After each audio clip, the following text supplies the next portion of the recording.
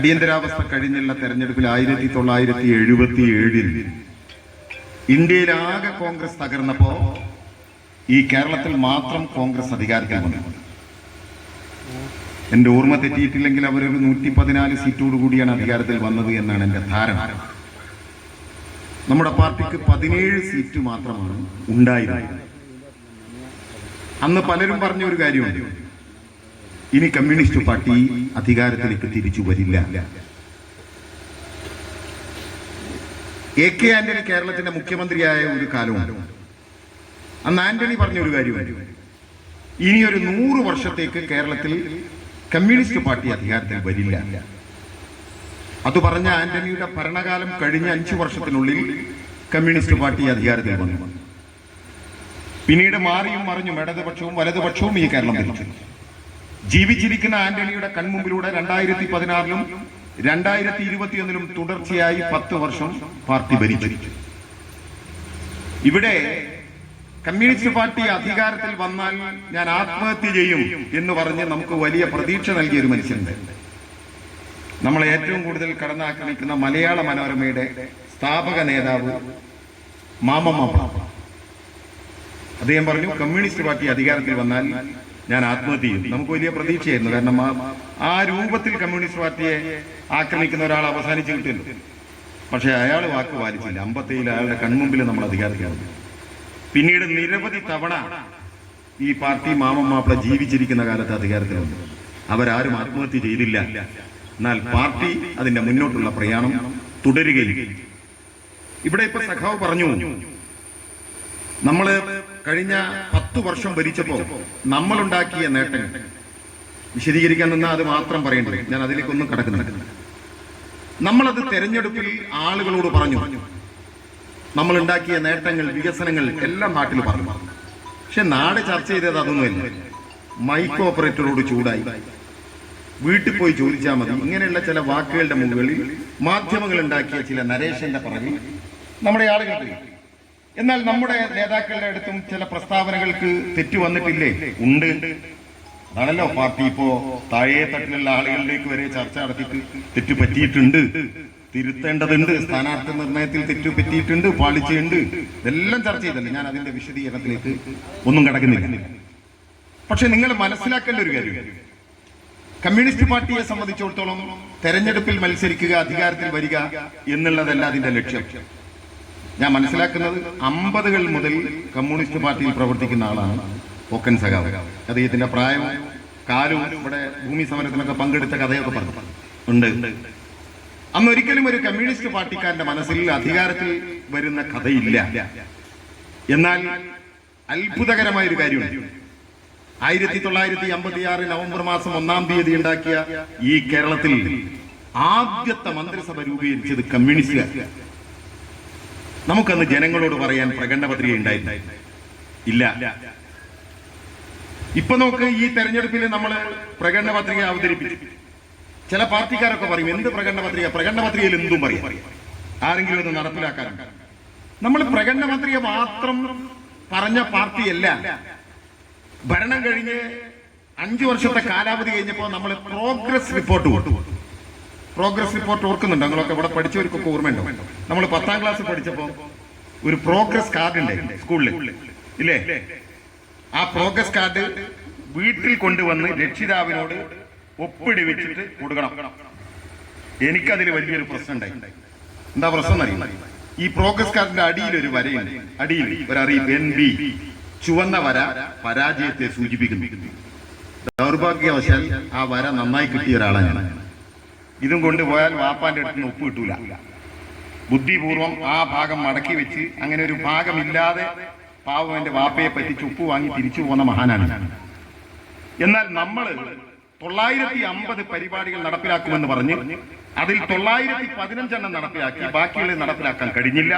എന്നാൽ ഇതിനിടയിൽ വേറെ കുറെ കാര്യങ്ങൾ നടപ്പിലാക്കേണ്ടി വന്നു എന്ന് പ്രഖ്യാപിച്ച പാർട്ടിയാണ്.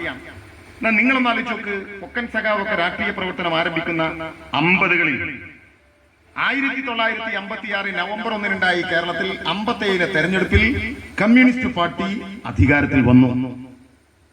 എന്നെ അത്ഭുതപ്പെടുത്തിയ ഒരു വിഷയം നിങ്ങളിൽ എത്ര പേർക്ക് അറിയുന്ന എനിക്ക് അറിഞ്ഞൂടാ. വളരെ വൈകി മാത്രം കമ്മ്യൂണിസ്റ്റ് പാർട്ടിയിലേക്ക് കടന്നു വന്നിട്ടുള്ള ഒരു എളിയ പ്രവർത്തകനാണ്. എന്റെ വേഷം കണ്ടാൽ നിങ്ങൾക്ക് മനസ്സിലാവും ഞാൻ ഏത് പാർട്ടിയിൽ നിന്നാണ് വന്നിട്ടുള്ളത്. കോൺഗ്രസ് എന്ന രാഷ്ട്രീയ പ്രസ്ഥാനത്തിൽ നിന്നാണ് ഞാൻ കമ്മ്യൂണിസ്റ്റ് പാർട്ടിയിലേക്ക് വന്നത്. ഞാൻ ഏകദേശം 80കളിൽ വിദ്യാർത്ഥി രാഷ്ട്രീയത്തിലൂടെ രാഷ്ട്രീയ പ്രവർത്തനത്തിന് കമ്മ്യൂണിസ്റ്റ് പാർട്ടിയിലേക്ക് വന്നിട്ട് ഇപ്പോ 18 വർഷമാകുന്നു. 2010 മെമ്പർഷിപ്പിൽ വന്നു. 2008 മുതൽ അനുഭാവി സഖാവായി അങ്ങനെ വന്നതാണ്. അന്നും പിന്നീടും ഒക്കെ എന്നെ അത്ഭുതപ്പെടുത്തിയ ഒരു കാര്യം എന്താണ്? ആ കാര്യം 57 കമ്മ്യൂണിസ്റ്റ് പാർട്ടി അധികാരത്തിൽ വരുമ്പോ ഈ കേരളത്തിൽ എത്ര കമ്മ്യൂണിസ്റ്റുകാരുണ്ടാവും? ഇപ്പൊ തലമുതിർന്ന ആളുകൾ ഇവിടെ ഇരിക്കുന്നു. ഇതിനേക്കാളും തലമുതിർന്ന ആളുകൾ ഇവിടെയും ഇരിക്കും. നിങ്ങളെപ്പോലെയുള്ള തലമുതിർന്ന പ്രായം ചെന്ന ഒരുപാട് സഖാക്കളോട് അന്വേഷിച്ച് എനിക്ക് കിട്ടിയൊരു ഉത്തരമുണ്ട്. ഇത്ര ഉണ്ടാവുന്ന നിങ്ങളെ ധാരണ? ഏറിപ്പോയാൽ 20,000, പോട്ടെ ഒരു 25,000 കമ്മ്യൂണിസ്റ്റ് പാർട്ടിന്റെ മെമ്പർഷിപ്പാണ്. 25,000 മെമ്പർഷിപ്പ്. അനുഭാവികൾ ഒരു 1 ലക്ഷം 2 ലക്ഷം, പോട്ടെ ഒരു 3-4 ലക്ഷം കൂട്ടി, അതിനപ്പുറം ഇല്ല. എന്നാൽ അന്നും ഈ കേരളത്തിൽ 2.5 കോടി മനുഷ്യരുണ്ട്. 2.5 കോടി മനുഷ്യരുള്ള ഒരു നാട്ടിൽ 25,000 മെമ്പർഷിപ്പ് പോലും ഇല്ലാത്ത ഒരു പാർട്ടി എങ്ങനെ അധികാരത്തിൽ വന്നു? ആ ചോദ്യത്തിന്റെ ഉത്തരം 1957 സഖാ VMS അധികാരത്തിൽ വന്നപ്പോഴുള്ള ഈ നാട്ടിലെ ഒരു സ്ഥിതിയെ കുറിച്ച് അന്വേഷിച്ചാൽ മനസ്സിലാവും. എന്താണ് ആ സ്ഥിതി? 57 EMS അധികാരത്തിൽ വരുമ്പോ ഈ കേരളത്തിൽ സ്വന്തമായി മണ്ണുള്ള മനുഷ്യര് 5%. 5%. ഇവിടെ ഇരിക്കുന്ന എല്ലാവരും സ്വന്തം മണ്ണിൽ സ്വന്തം വീട്ടിൽ നിന്നാണ് ഇങ്ങോട്ട് വന്നത് എന്നാണ് ഞാൻ വിശ്വസിക്കുന്നത്. ഇല്ലാത്തവരുണ്ടാവില്ല എന്നാണ് എന്റെ ധാരണ. പക്ഷെ നിങ്ങൾ ആലോചിച്ചൊക്കെ വിശ്വസിക്കാൻ കഴിയോ? 5% ആളുകളുടെ കയ്യിലാണ് അന്ന് മണ്ണുള്ളത്, ഇല്ലേ? 95% ആളുകൾക്ക് മണ്ണില്ല. നിങ്ങൾക്ക് വല്ല സംശയമുണ്ടോ? ഉണ്ടെങ്കിൽ നിങ്ങൾ വീട്ടിൽ പോവുക, വീടിന്റെ ആധാരം എടുക്കുക, അതിന്റെ അടിയാധാരം എടുക്കുക, അതിന്റെ അടിയാധാരം എടുക്കുക. അങ്ങനെ 5-6 അടിയാധാരങ്ങൾ മറിച്ച് ചെന്നാൽ നിങ്ങൾക്ക് മനസ്സിലാവും ഈ മണ്ണ് ആരുടേതായിരുന്നു. ഈ മണ്ണ് ആരുടേതാ? ഞാൻ വരുന്നത് കോഴിക്കോട് ജില്ലയിലെ മുക്കത്തിനടുത്ത കുടിയത്തൂർ എന്ന ഗ്രാമത്തിൽ നിന്നാണ്. എന്റെ വീടിന്റെ അടിയാധാരങ്ങൾ 5-6 മറിച്ച് ചെന്ന് അവസാനിക്കുന്നത് എവിടെയാണ്? തൃക്കളയൂർ ദേവസ്വത്തിൽ. നിങ്ങളുടെ ഒക്കെ ഭൂമിയുടെ അടിയാധാരം എവിടെ ചെന്ന് അവസാനിക്കും? ഒന്നുകിൽ ബ്രഹ്മസം അല്ലെങ്കിൽ ദേവസ്വം. ഏത് ബ്രഹ്മസ ഏത് ദേവസ്വം എനിക്ക് അറിഞ്ഞൂടാ. അപ്പൊ നിങ്ങൾക്കൊരു സംശയം ഉണ്ടാവും, ഈ നാട് ഭരിച്ചിരുന്നത് രാജാക്കന്മാരാണല്ലോ. കോഴിക്കോട് സാമൂതിരി കോലത്തിരി തമ്പുരാന്റെ നാട്ടിലാണ് നമ്മളൊക്കെ ജനിച്ചത്. കോഴിക്കോട് സാമ്രാജ്യത്തിൽ രാജാവിന്റെ നാട്ടിൽ മണ്ണും വിണ്ണും മണൽത്തരികളും എല്ലാം, ഓരോ മണൽത്തരി പോലും രാജാവിന്റേതാണ്. പിന്നെ എങ്ങനെയാ അത് ബ്രഹ്മസ്വവും ദേവസ്വവുമായി? നാട് ഭരിക്കുന്ന രാജാവിന് മോഹം. എന്താ മോഹം? മരിച്ചു കഴിഞ്ഞാൽ മോക്ഷം കിട്ടണം എന്ന് പറഞ്ഞാൽ സ്വർഗം കിട്ടണം. എന്തിന്റെ മാർഗം? അന്ന് മുസ്ലിം ലീഗ് ഇല്ല. ലീഗ് ഉണ്ടെങ്കിൽ കാര്യം എളുപ്പം. മുസ്ലിം ലീഗിന്റെ കൊടി പിടിച്ചിട്ട് നേരെ തിരിഞ്ഞു നടന്നാൽ സ്വർഗത്തിലെത്തും. പക്ഷെ അന്ന് ലീഗില്ലല്ലോ. എന്ത് ചെയ്യും? അപ്പോഴാണ് ഈ നാട്ടിലെ മനുഷ്യരെ, ഹിന്ദുവിനെ RSS 4ആയി തിരിച്ചിട്ടുണ്ട്. ബ്രാഹ്മണൻ, ക്ഷത്രിയൻ, വൈശ്യൻ, ശൂദ്രൻ. ശൂദ്രനേക്കാളും താന്നവര് പറയര്, പുലയര്, മനുഷ്യരായി പോലും അംഗീകരിക്കാത്തവര്, മനുഷ്യന്റെ മുമ്പിലേക്ക് പട്ടാപ്പകലിൽ വരാൻ കഴിയാത്തവര് ഒരുപാടുണ്ട്. ഞാൻ അതിന്റെ ചരിത്രം പറയാൻ അങ്ങ് നീണ്ടുപോകും, ഞാൻ ചുരുക്കുകയാണ്. ആ സമയത്ത് ബ്രാഹ്മണൻ എന്ന് പറഞ്ഞാൽ ദൈവപുത്രനാണ്. രാജാവിന് ഐഡിയ കിട്ടി. എന്താണ്? മരണശേഷം സ്വർഗം കിട്ടണമെങ്കിൽ ദൈവത്തെ സ്വാധീനിക്കണം. ദൈവത്തെ സ്വാധീനിക്കാൻ എന്താ മാർഗം? ദൈവപുത്രൻ ഇവിടെ ഉണ്ട്. ദൈവപുത്രന് ഭൂമി ദാനം ചെയ്തു ബ്രാഹ്മണൻ, അത് ബ്രഹ്മസ്വം. മുസ്ലിങ്ങൾ വഖഫിന് ദാനം ചെയ്യുന്നത് പോലെ ദേവന് ദാനം ചെയ്തു, അത് ദേവസ്വം. രണ്ടിന്റെ നടത്തിപ്പാരാണ് ഈ പറയുന്ന ബ്രാഹ്മണ മേധാവിത്വം. അപ്പൊ നിങ്ങൾ ചോദിക്കും, ഈ നാട്ടിലെ പഴയ കാലത്ത് ജമ്മിമാരില്ലായിരുന്നോ? ഉണ്ടായിരുന്നു. ഇവരിൽ നിന്ന് കീപ്പാട്ടവും മേപ്പാട്ടവും എടുത്ത ജമ്മിമാരുണ്ടായിരുന്നു. ആ മണ്ണിൽ അടിമകളെ പോലെ ജീവിച്ച മനുഷ്യർ. നിങ്ങളൊക്കെ ഇന്ന് ജീവിക്കുന്ന മണ്ണുണ്ടല്ലോ, ആ മണ്ണിൽ അവകാശമില്ലാത്ത മനുഷ്യനെ കുറിച്ച് സ്കൂളിലെ പാഠപുസ്തകത്തിൽ ഞാനും നിങ്ങൾ പഠിച്ചു, ഇല്ലേ? ചങ്ങമ്പുഴയുടെ വായക്കുല. തമ്പ്രാന്റെ മണ്ണിൽ മലയപ്പുലയിൽ ഒരു കുടില് കെട്ടി. ആ കുടിലിന് അവനൊരു അവകാശമില്ല. തമ്പ്രാൻ എപ്പോ പറയുന്നു അപ്പൊ കുടിൽ പൊളിച്ചിറങ്ങിക്കൊള്ളണം. ആ കുടിലിന്റെ മുറ്റത്ത് അവനൊരു വായ നട്ടു. ആ വായ എങ്ങനെ വളർന്ന് അതിലൊരു വായക്കുല ഉണ്ടാകാൻ തുടങ്ങിയപ്പോ മലയപ്പുലയന്റെ മകൻ കരുമാടിക്കുട്ടൻ, നീയല്ലോ കരുമാടിക്കുട്ടൻ, ആ വാഴക്കുല നോക്കിയിട്ട് ഇങ്ങനെ കൊതിച്ചു നിൽക്കുക. ഇതിനാ കൊതിച്ചു നിൽക്കുന്നത്? ആ വാഴക്കുല മൂത്ത് പഴുത്തിട്ട് വേണം ഒരു പഴമെടുത്ത് തിന്നാൻ. കരുമാടിക്കുട്ടൻ ഇങ്ങനെ കൊതിച്ചു നിൽക്കുമ്പോ ആ വാഴക്കുല മൂത്തു പഴുത്തു വന്നപ്പോ തമ്പുരാന്റെ കിങ്കരന്മാര് വന്ന് ആ വാഴക്കുല വെട്ടിക്കൊണ്ടുപോയപ്പോ കണ്ണീരൊഴുക്കിയ അടിയാന്റെ കിടാവിന്റെ കഥ സ്കൂളിലെ പാഠപുസ്തകത്തിൽ ഞാനും നിങ്ങളും പഠിച്ചു. ചങ്ങമ്പുഴയുടെ വാഴക്കുല കവിയെന്നു പാടിയില്ലേ? ഇതിനൊക്കെ പ്രതികാരം ചെയ്യാതടങ്ങുമോ പതിതരേ നിങ്ങൾ തൻ പിന്മുറക്ക.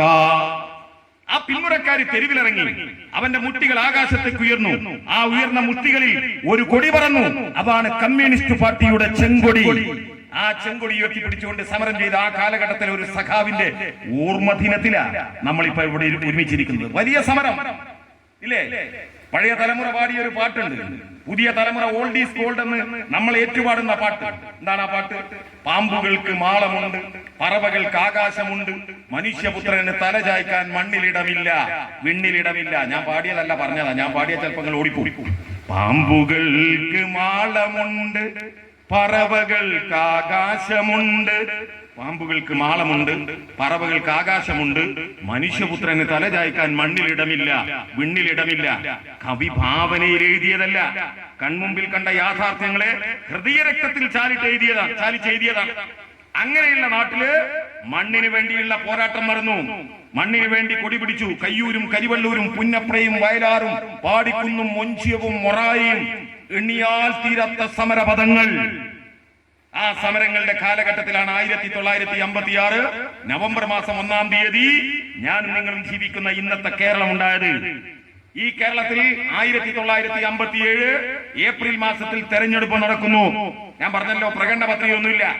സഖാക്കൾ ഇങ്ങനെ വോട്ട് ചോദിക്കാൻ വരികയാണ് ഈ ചെങ്കൊടി പിടിച്ചുകൊണ്ട്. ആരാന്റെ മണ്ണിൽ, തമ്പുരാന്റെ മണ്ണിൽ അവകാശമില്ലാതെ കുടില് കെട്ടി ഏത് നിമിഷവും ഇറങ്ങേണ്ടി വരുമെന്ന് കരുതി നിൽക്കുന്ന മനുഷ്യരുടെ മുമ്പിലേക്ക് വോട്ട് ചോദിച്ച് ഇവരിങ്ങനെ ചെന്നപ്പോ അവരിങ്ങനെ നോക്കി.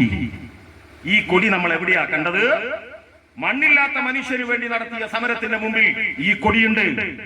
ഈ കൊടി പിടിച്ച് വന്നവരുണ്ടല്ലോ, ഇവരെ പോലെയുള്ള സഖാക്കൾ, ഇവരുടെ കൂട്ടത്തിലെ ഒരുപാട് പേരെ തൂക്കിക്കൊന്നിട്ടുണ്ട്. ഇവരുടെ കൂട്ടത്തിൽപ്പെട്ട ഒരുപാട് മനുഷ്യര് ഉണ്ടകളുടെ മർദ്ദനമേറ്റ് മരിച്ചിട്ടുണ്ട്. എന്തിനു വേണ്ടി? മണ്ണിന് വേണ്ടി. മണ്ണില്ലാത്ത മനുഷ്യർ, ആരാന്റെ ഭൂമിയിൽ ജീവിക്കുന്ന മനുഷ്യർക്ക് രണ്ടാമത്തെ ചോദ്യമില്ല, ഒരു പ്രകടന പത്രികയില്ല. അവരെന്ത് ചെയ്തു? ഈ ചെങ്കൊടി പിടിച്ചു വന്ന കമ്മ്യൂണിസ്റ്റ് പാർട്ടിക്ക് വോട്ട് ചെയ്തു.